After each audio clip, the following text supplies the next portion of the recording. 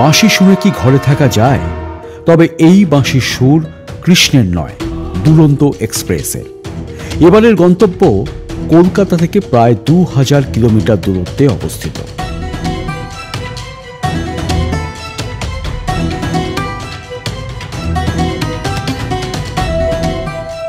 হাওড়া থেকে যাত্রা শুরু করে বেশ খানিকটা পথ পেরিয়ে ইগতপুরীর উপর দিয়ে মূল গন্তব্যের দিকে এগোচ্ছি। এখানকার প্রাকৃতিক সৌন্দর্য আপনাকে মুগ্ধ করবে।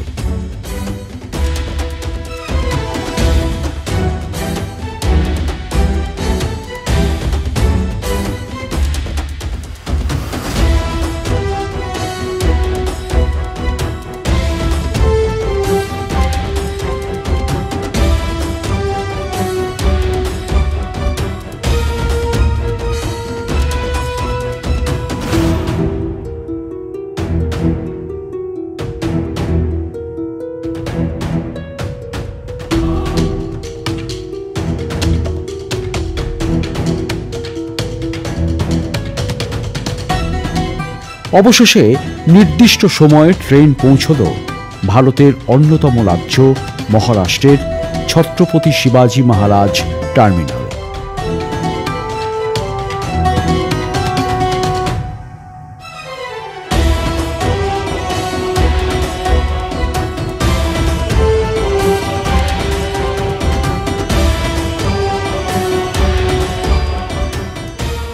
Welcome to Mumbai, the city of Ganesha.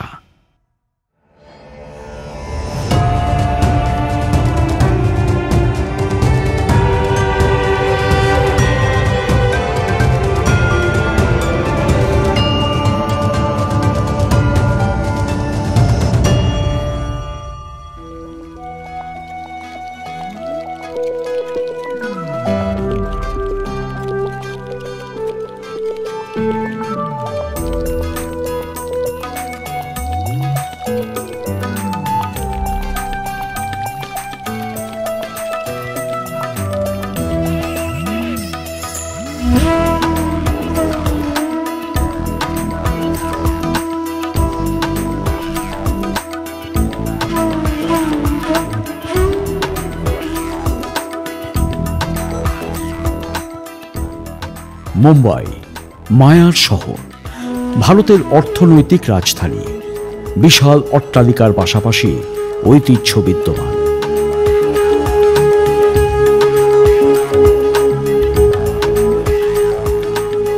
বেশ কিছু শিল্পপতির বাস এই শহরে, যারা দেশের অর্থনীতির কাণ্ডারি। এই শহরে সময়ের বড় দাম, তাই আম জনতার মুখেও টাইম ইজ মানি। এখান থেকেই ছড়িয়ে পড়েছে গোটা বিশ্বে বলিউডের কারনামা।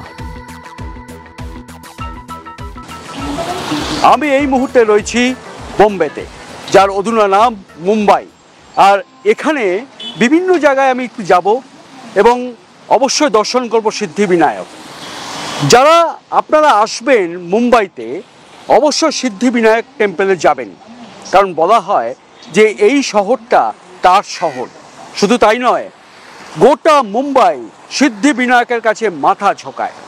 নমস্কার, আমি জেসি, আপনারা দেখছেন আমার ইউটিউব চ্যানেল হিরণ্যগর্ভ অফিসিয়াল।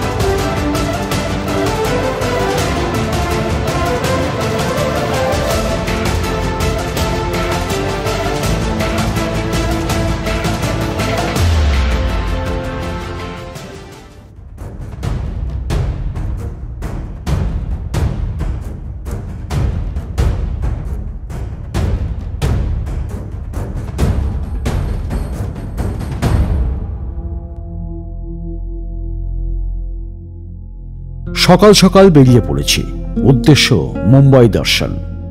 তবে আমি একা নই, পরিচয় পর্বটা সেরে ফেলি।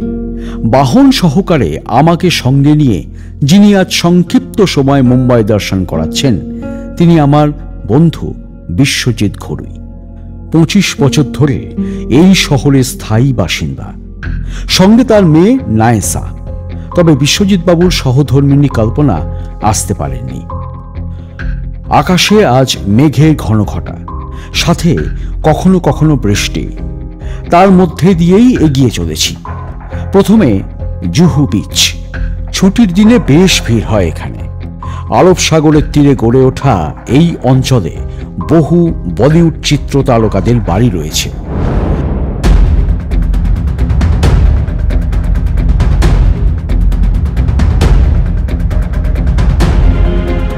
আবার এগিয়ে চলা পথে এখানকার বেঙ্গল ক্লাবের মা কালীর মন্দির দর্শন হয়ে গেল।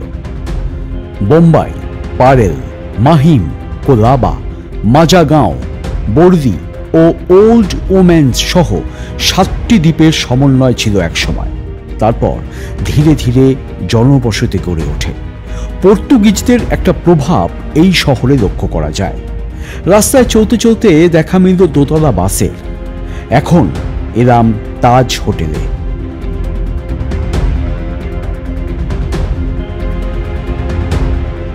26/11 কথা সবারই মনে রয়েছে।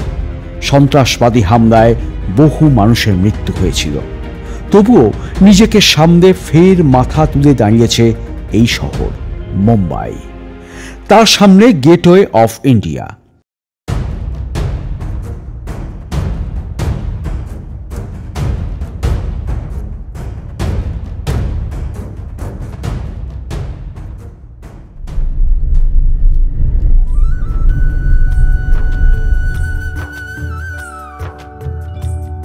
প্রশাসনিক ভবন বা মন্ত্রালয় পেরিয়ে এবার মূল জায়গায় চলে এসেছি। গোটা মুম্বাই যার কাছে প্রার্থনা করে, কারণ তিনি মুম্বাইয়ের সিদ্ধিবিনায়ক। जय गणेश जय गणेश जय गणेश देवा, माता जाकी पार्वती पिता महादेवा। जय गणेश जय गणेश जय गणेश देवा, माता जाकी पार्वती पिता महादेवा।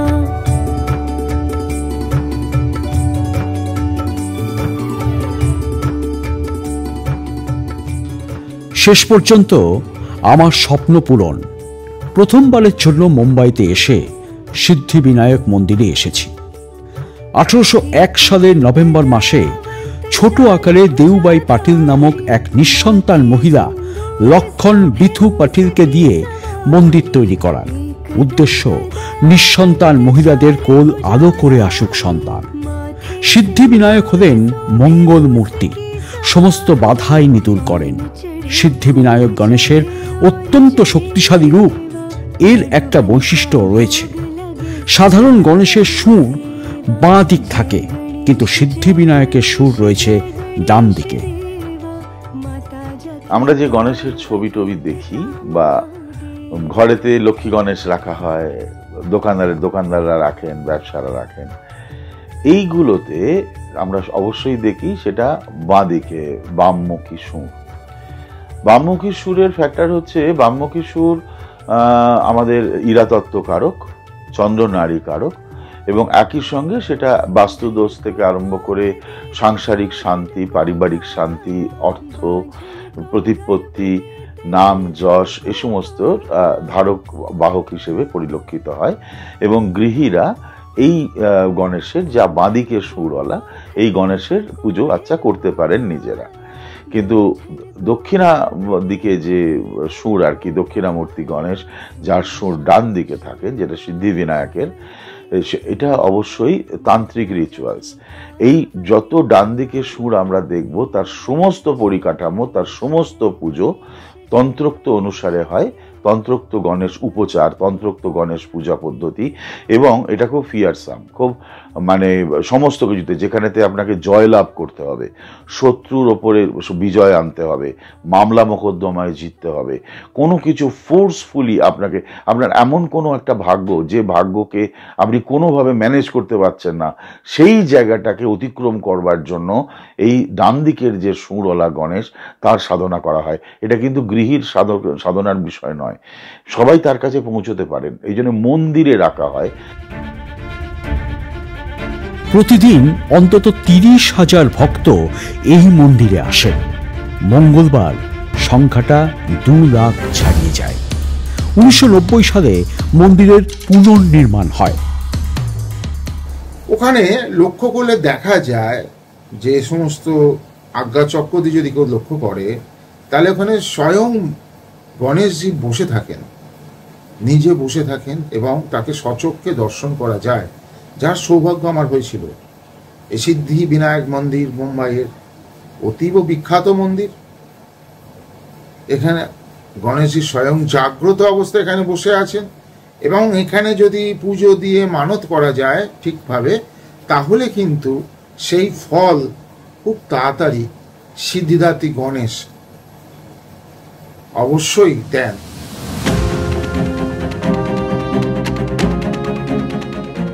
এবার ফেরার পালা। বান্দ্রা ও বর্দির মধ্যে সংযুক্তিকরণ করেছে রাজীব গান্ধী সি লিঙ্ক নামক সেতুটি।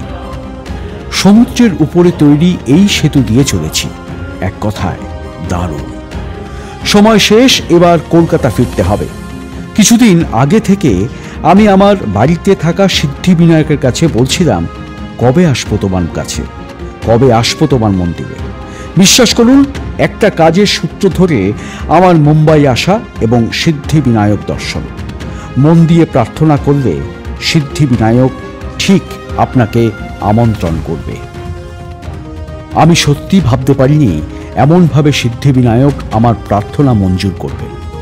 দারুণ অভিজ্ঞতা নিয়ে মুম্বাইয়ের ছত্রপতি শিবাজি মহারাজ আন্তর্জাতিক এয়ারপোর্ট থেকে কলকাতায় বাড়ি ফিরছি।